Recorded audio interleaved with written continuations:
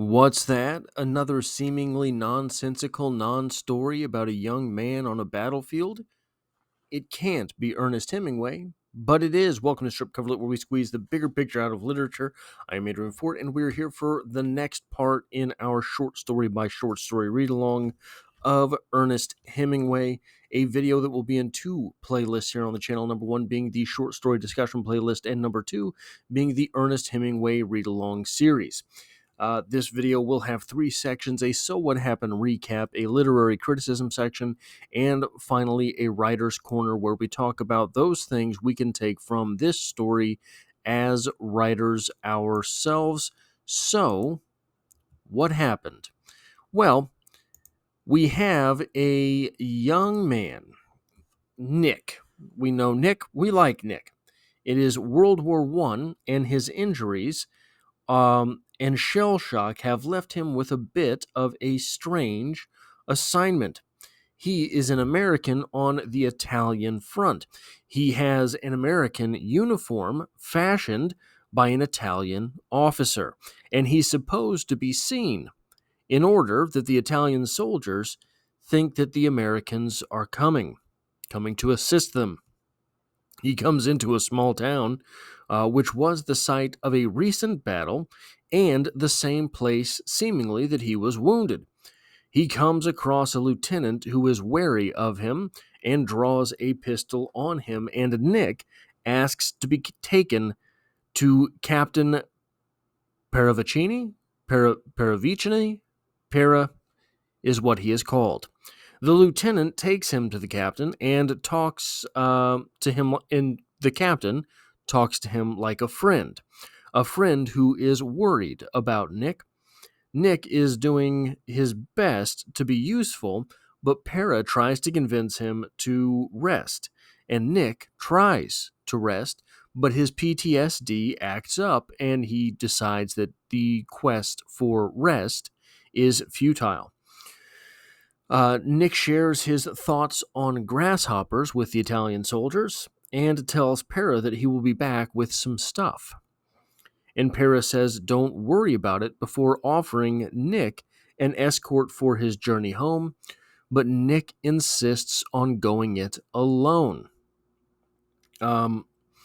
Very, very interesting short story from a Nick perspective, but it is one that a lot of people read and don't see the point to. I think, however, there's one in there if you're willing to step back from the text a little bit, and it's really not even that difficult to see. It is, I think, for some people difficult to accept that is the point of the text itself. Now, I want to start with we have early observations in this short story from Nick. The attack had gone across the field and been held up by machine gun fire from the sunken road, and from the group of farmhouses encountered no resistance in the town. So he describes the battlefield, and then he describes there were many things. There were many of these things in which had evidently been issued just before the offensive, talking about papers all over the battlefield. Now they were scattered with the smutty postcards, the small photographs of village girls by village photographers, the occasional pictures of children, and the letters. There was always much paper about the dead, and the debris of the attack was no exception. I think that this is interesting on many levels. One, because it's something you don't normally think of when you think of a battlefield. Number two, it is interesting because what it represents is that person's life floating away. All sorts of that person's life are represented in those photos, represented in those papers, and they are fluttering in the wind. It also shows one of the darker sides of war where a dead body is rummaged. So we don't think about that oftentimes, thinking about a war-torn area, but it, too, is true. Now, I want to get to the central metaphor here. On 312 and 313 of the Fincavigia edition, we get this. A little bit of an extended quote. This is Nick talking to the soldiers about grasshoppers. I will tell you about the American locust. We always preferred that one that we called the medium brown. They last the best in the water, and the fish prefer them. The larger ones that make a noise somewhat similar to what is produced by a rattlesnake rattling his rattlers, a very dry sound, have some vivid colored wings, some of the bright red, others yellow and barred with black, but their wings go to pieces in the water, and they make very blousy bait, while the medium brown is a plump, compact, succulent hopper that I can recommend as far as one may well recommend something you gentlemen will probably never encounter. But I must insist that you will never gather a sufficient supply of these insects for a day's fishing by pursuing them with your hands or trying to get them with a bat. That is a sheer nonsense and useless waste of time. I repeat, gentlemen, you will get nowhere at it. The correct procedure, and one which should be taught to all young officers at every small arms course, as if I had anything to say about it, and who knows but I will have, is the employment of a seine, or a net made of common mosquito netting. Two officers holding this length of netting on alternate ends, or let us say at one at the top end, stoop, hold the bottom extremity of the net in one hand with the top extremity in the other hand, and run into the wild. The hoppers will fly into its fold. It is no trick at all to catch a great quantity, indeed, and no officer, in my opinion, should be without a length of mosquito netting suitable for the improvisation of one of these grasshopper scenes. I hope I have made myself clear, gentlemen. Are there any questions? In the heat of the story, that seems like it is what Nick describes himself as kind of an attack of his PTSD. In these attacks of his PTSD, he babbles. He just goes on. He can feel them coming, and he knows he's going to start talking incessantly. He feels this coming, where he will check out of his mind and go somewhere else, while some subconscious just rolls off of his tongue. And indeed, in the heat of the story, that is what is happening here. But we need to take a step back in the short story. Nick is talking about hunting. He is talking about getting those grasshoppers so that he can the getting those grasshoppers so that the officers can feed, right? You catch the grasshoppers, you go fishing, you catch fish. That's the grand plan. The mosquito net is used as a hunting device, and really, it's hunting for something you don't even want. You don't want the grasshoppers, you want the fish. The grasshoppers are just kind of in the way. The grasshoppers are something you have to kill in order to get your primary objective. Well, let's go back to that beginning of the short story. Remember that the image that Nick is passing off here is one of netting. The officers are supposed to net the grasshoppers, catch them with a net. The attack had gone across the field, been held up by machine gun fire from the sunken road and from the group of farmhouses, encountered no resistance in the town, and reached the bank of the river. Coming along the road on a bicycle, getting off to push the machine gun, when the surface of the road became too broken, Nicholas Adams saw what had happened by the position of the dead. They lay alone or in clumps in the high grass of the field and along the road, their pockets out, and over them were files. Around each body or group of bodies were scattered papers.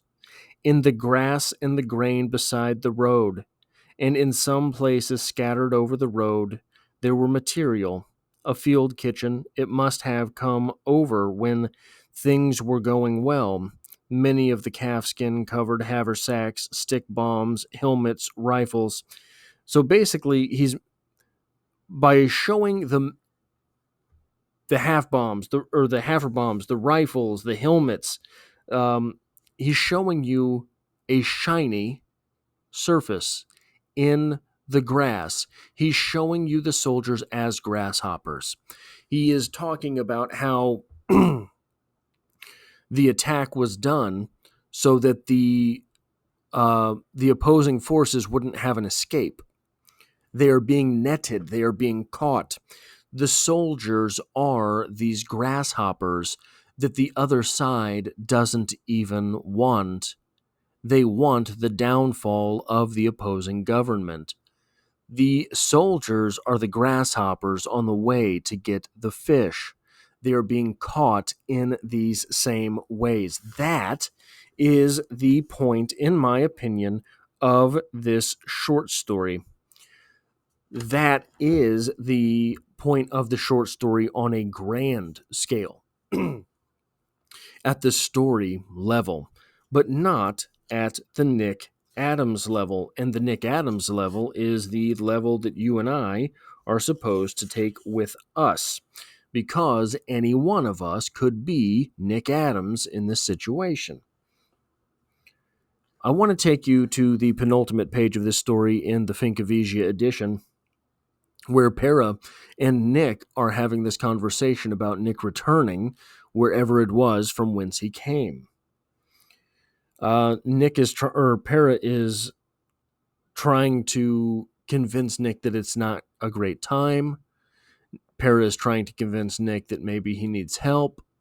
Para is trying to convince Nick that things will go. You just have to give it some time. Para says to Nick, "It's still too hot to ride," Captain Paravicini said. "You don't need to worry," Nick said. "I'm all right for now, for quite a while. I had one of them, but it was easy," talking about a breakdown. "They're getting much better. I can tell when I'm going to have one because I talk so much. I'll send a runner with you. I'd rather you didn't. I know the way." "You'll be back soon?" "Absolutely. Let me send—" "No," said Nick, as a mark of confidence. "Well, ciao then."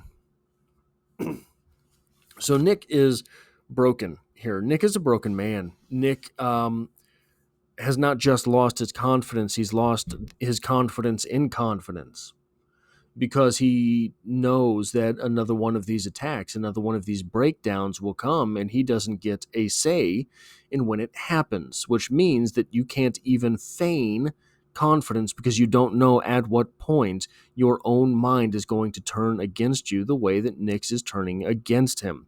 Still, in these moments, what Nick wants the least is to be a burden.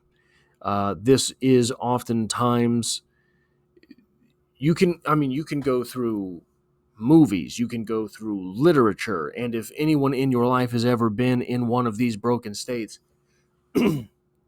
the term burden certainly comes up. People in these fragile states oftentimes use the word burden.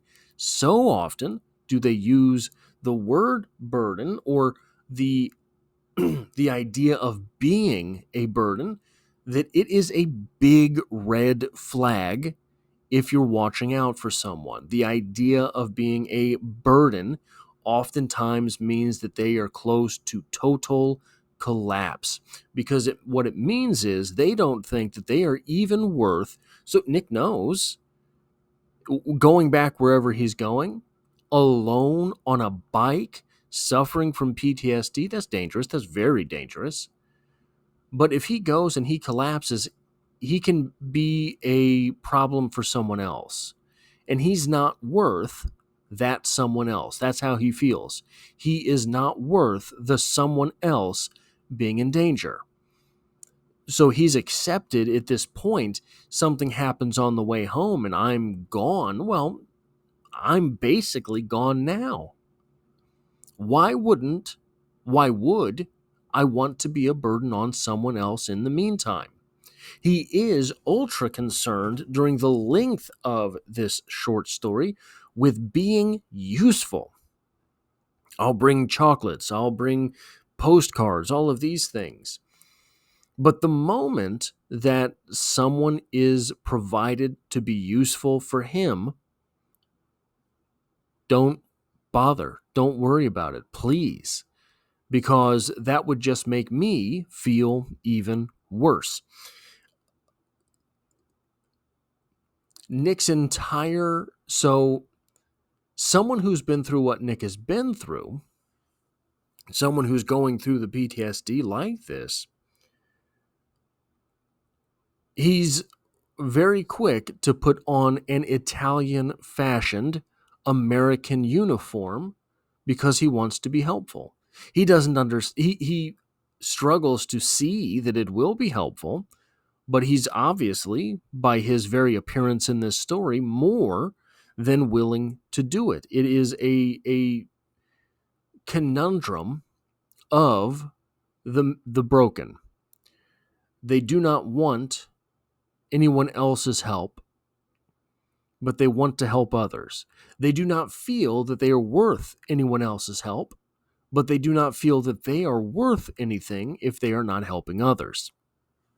So, a very, a very, it's a story that gets panned a lot. If we're about to get into panned, but it's a story that gets panned a lot because if you're not willing to give that benefit of doubt to Hemingway, it does feel kind of pointless because Nick rides into the scene of a battle and then goes away.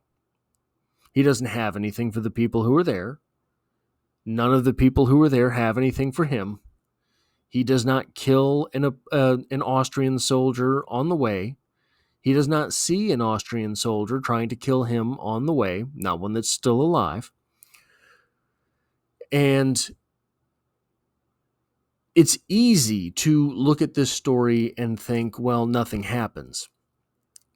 Because narratively, kind of, nothing does.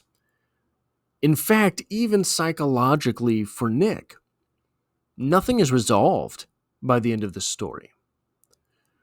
But the nature of that unresolve is the point. And then the final point that I have here, Para says, I forgot to mark it, I think. But when he's talking to Nick, he says that it should have been trepanned. Nick was shot and injured very badly, brain swelling probably. And Para says it should have been trepanned. So I stole this definition from Wikipedia if you don't know what trepanning is. Trepanning, also known as trepanation, trephination, or trephining, is making a burr hole. The verb trepan derives from Old French and from medieval Latin trepanum, from the Greek trupanon, literally borer auger, is a surgical intervention in which a hole is drilled or scraped into the human skull. The intentional perforation of the cranium exposes the duramater, to treat health problems related to intracranial disease or release pressured blood buildup from an injury. It may also refer to any burr hole created through other body surfaces, including nail beds. A trephine is an instrument used for cutting a round piece of the skull bone to relieve pressure beneath the surface. So Para is saying, when you had your injury, they should have cut out a part of your skull to let your brain swell without bursting against the sides of your skull on the inside. And Jesus, right? That is what trepanning is. And more common than we sort of realize today, but absolutely, I think it's still used today in some cases, but absolutely terrifying prospect. Now, the writer's corner of this short story. I want to go back to the very beginning of the story because we have an interesting exchange between Nick and the soldier, the lieutenant. Nick is coming into a town. He has never been seen by this lieutenant, and he's wearing a strange uniform. Remember, he's not wearing an Italian uniform. He's not even wearing an Austrian uniform. He's wearing a kind of an Americanish uniform. Who are you? Nick told him. How do I know this? Nick showed him the tessera with photograph and identification and the seal of the Third Army. He took hold of it. I will keep this. You will not, Nick said. Give me back the card and put your gun away there in the holster. How am I to know who you are? The tessera tells you. And if the tessera is false, give me that card. Don't be a fool. Or don't be a fool, Nick said cheerfully. Take me to your company commander. I should send you to battalion headquarters. All right, said Nick. Listen, do you know Captain Paravicini? The tall one with the small mustache who has an architect that speaks English? Who was an architect and speaks English? You know him? A little. What company does he command? The second. He is commanding the battalion. Good, said Nick. He was relieved to know that Para was all right. Let us go to the battalion. So, easy to gloss over that, but what that's doing is Nick is saying, okay, he's not taking what he's supposed to take. He's not just accepting the identification that I've given him. What can I do here? Oh, let me talk to your boss, Para. And that's what Nick is getting at, is that not only am I who I say I am, but I know your boss, and I know your boss well enough that I can tell you to take me to him. So shut your mouth, get your things in order. I get it, but I have some place to be. And that is what is being accomplished there. It is a small moment in the story, but it tells us a lot about Nick. It tells us a lot about the situation. It tells us about Nick because he is quick on his feet. He is intelligent. It tells us about the situation because everybody here is paranoid. And it even tells us something about that other officer because he does not want to be one who is easily gotten over on. He is in a very dire situation. All of them are in a very dire situation. So just good writing there from Hemingway. Now, the final point that I have here is that this is a very grounded story, right? Very grounded, very unspectacular. There's no magic here. There's no dragons here. There's no anything here, right? Nothing out of the normal. It's very grounded. But it has this weird, long rant about grasshoppers buried inside of it. But that weird, long rant is the point of the short story. However, that weird long rant, which is the point of the short story, is not the character explaining the point of the short story. The reader has to come to that conclusion on his or her own. And I don't know why, but I have always loved this type of story. This type of story where it's very grounded, but there's this weird thing, this weird character moment at some point. And that weird character moment is the point of the story, but it's not told to you. You have to extract it. I think that is a gorgeous type of story. I think that that is a phenomenal type of story. I think that type of story is my favorite type of story, but golly, it's hard to pull off because you have to know before you start your story or in the redraft process. You can write a pointless story like this story without that grasshopper deal, right? You can write that, but then you got to come up with what the point of the story is and some weird way to get it across.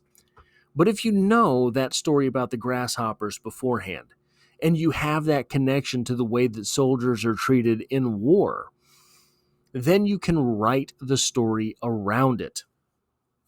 Whatever the case is, I think that it is just a masterful bit of storytelling. The problem with it is, as we see with this short story often getting critically panned, if the critics don't get it, it is a useless story. Well, not the critics, but if no one gets it, it is sort of a useless story, right? You're trusting your reader to see that moment in the story. Anyway, guys, that is what I have for this short story discussion. If you like or appreciate what it is that I do here, hitting a like button really does help me out, as it tells YouTube to share this video with other literature lovers. If you find yourself here by chance but not design, literature is the only thing I talk about on this channel. There is poetry every Monday, and as always, I hope to have you back for the next one.